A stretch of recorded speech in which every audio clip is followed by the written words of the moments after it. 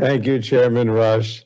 This is an important hearing. I know that you've been a champion for ensuring inclusion of underserved communities and communities of color in the clean energy transition, including the bill that you recently introduced, the Energy Equity Act of 2021. So I know how important this issue is for you.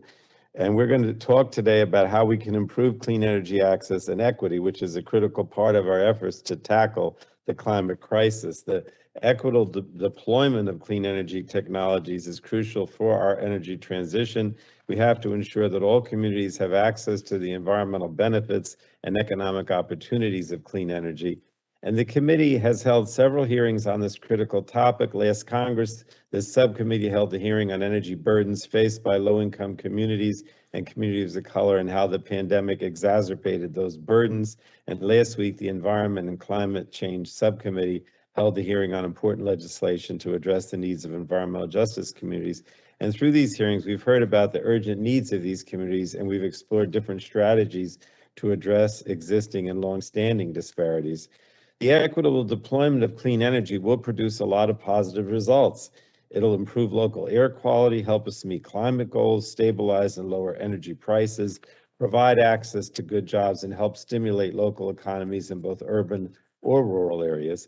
And for too long, underserved communities and communities of color have disproportionately faced the negative effects of fossil fuel generation and climate change. These communities are often the most impacted by the climate crisis and our country's history of reliance on fossil fuels because they're oftentimes located in close proximity to power plants or urban heat islands. They also frequently endure housing conditions that lack proper weatherization.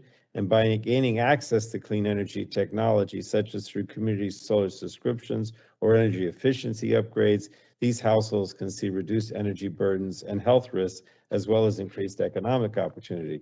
So I think we all know that the energy industry is changing, and this is good news for our efforts to tackle the climate crisis and to create good paying jobs for American workers. According to the 2020 U.S. Energy and Employment Report, solar and wind jobs paid higher wages than those in the fossil fuel sector. And the clean energy sector employed roughly 3 times more workers than the fossil fuel sector in 2019. And despite these promising trends, I believe the federal government needs to do more to speed up and incentivize the clean energy transition. And that's exactly what we accomplished with the Clean Future Act, a plan to combat the climate crisis and achieve net zero greenhouse gas pollution by no later than 2050. And our bill includes several provisions that support clean energy development and deployment, including in underserved areas. It also includes a robust set of provisions on workforce development and transition. And this is the kind of comprehensive approach that we have to take. I outright reject the notion that we must choose between addressing climate change and the communities that currently rely on fossil fuel jobs. That's a false choice because that transition is already happening. For example, market forces are already driving down coal revenue.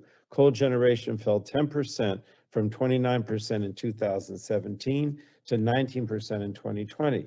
And clean energy is the future, and it's time that we work together to ensure that these communities don't get left behind. Yesterday, the nation's largest mining union put out a document about this transition, and they said, and I quote, "Change is coming, whether we seek it or not." And the president of the mining union said, and I quote, "We're on the side of job creation, of a future for our people." And I just want to say emphatically, so are we. Make no mistake, the rest of the world is already embarking on a major transition to clean technology. We simply can't stand idly by as the world moves on without us, and American workers and industries get left behind. I don't want that to happen. So it's time we come together to ensure everyone, regardless of who they are or where they live, has success to cleaner, cheaper energy and the jobs that come with growth in the clean energy sector. That's what this hearing is about, and I want to thank you again, Chairman Rush, because this has always been at the forefront of your concerns, and that's why you're having this hearing today. Thanks again. I yield back.